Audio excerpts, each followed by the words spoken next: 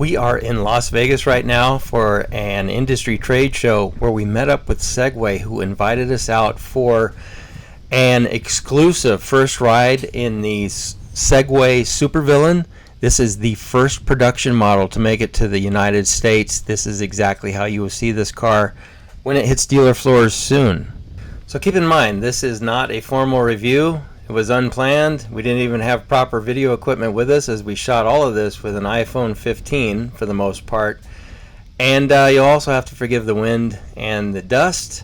Come along for a ride with us as we give a few first impressions of what it's like to drive the Segway Super Villain.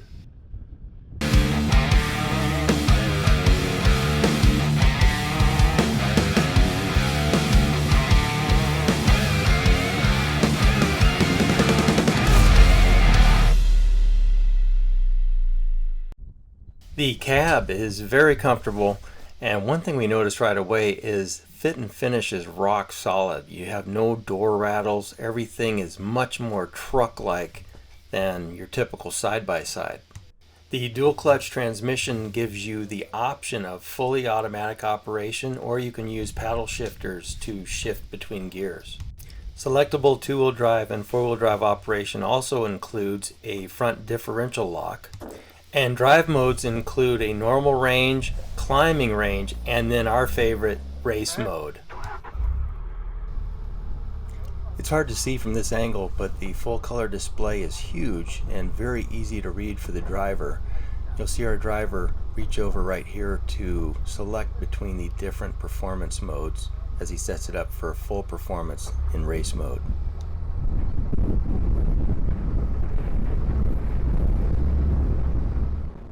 This is the gas turbo model, making 235 horsepower. Segway will eventually release a hybrid model that makes 330 horsepower using electric and gas combined.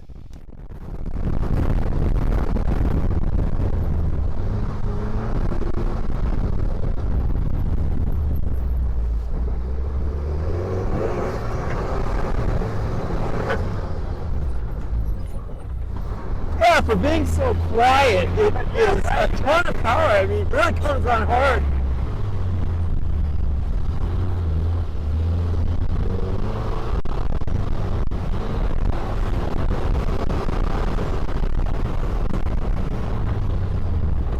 Yeah, I'm not sure what is more impressive, the acceleration or the ride itself. Right, yeah, good. Super Villain weighs in at 2,755 pounds wet, which includes all fluids and a full 12-gallon gas tank. That's roughly 300 pounds more than a Polaris Pro R Ultimate. The width too, I don't detect any body roll whatsoever. It's very stable in the corners. Dual A-arm front suspension with a sway bar allow up to 20 inches of wheel travel. At the rear, a multi-link trailing arm suspension with a sway bar allows up to 21 inches of wheel travel. All four shocks offer a wide range of high and low speed adjustment, and the spring rates are well matched to the weight and performance of the Segway Super Villain.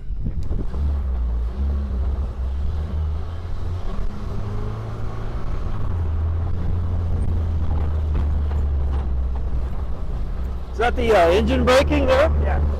Yeah, solid engine braking for a heavier vehicle too.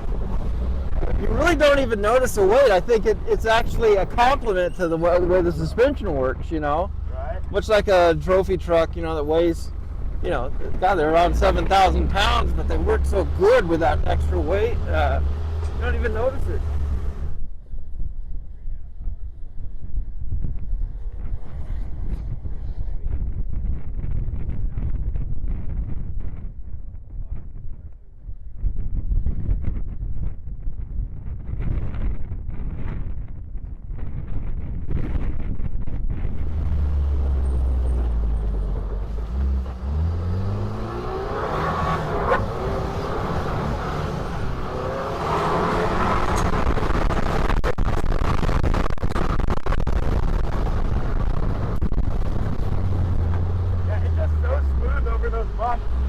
Yeah, and it just tracks straight too. And again, I think it is a positive thing about the weight of this machine with the heavier suspension. That's how well it works. You know, it doesn't feel heavy. No. So it's my understanding that top speed, you guys got over 100 miles an hour Yeah. with the production unit. This is not a prototype. Yeah, this is production, and we got up to 101. And I mean, you get up to 90 mile an hour, and then it climbs, you know, 91, 92, 93. But so we were on a lake bed yesterday, and we were just going. So we had an unlimited mileage range, and we got it up to 101. 101 miles an hour. It gets up to 90 quick and then just tracks right up to 101. You know, this machine. When are you guys gonna go race Baja 1000? Oh man, I hope soon. Since I'm the racer for Segway, I really hope we'll get down to the Baja.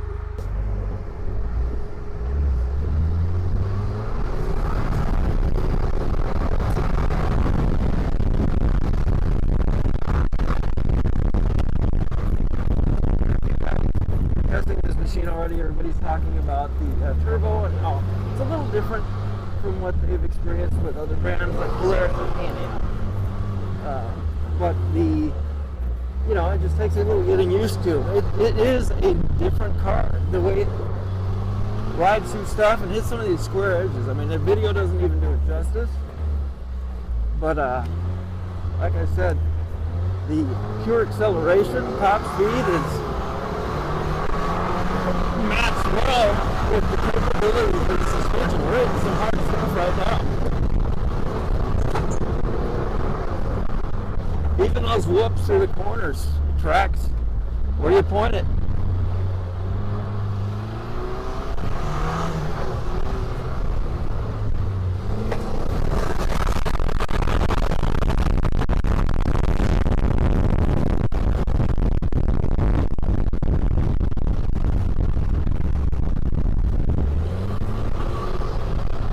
How much time would you say you've got behind the wheel of this so Oh, far? in this car, probably actual time, probably less than 2 hours. Yeah. It's a super comfortable car right from the factory.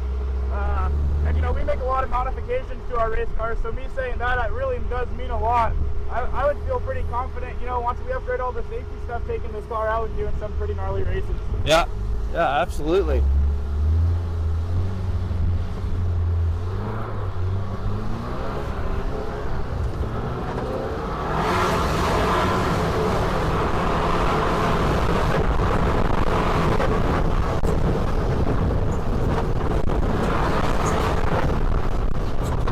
That is wild how well it corners through that rough stuff.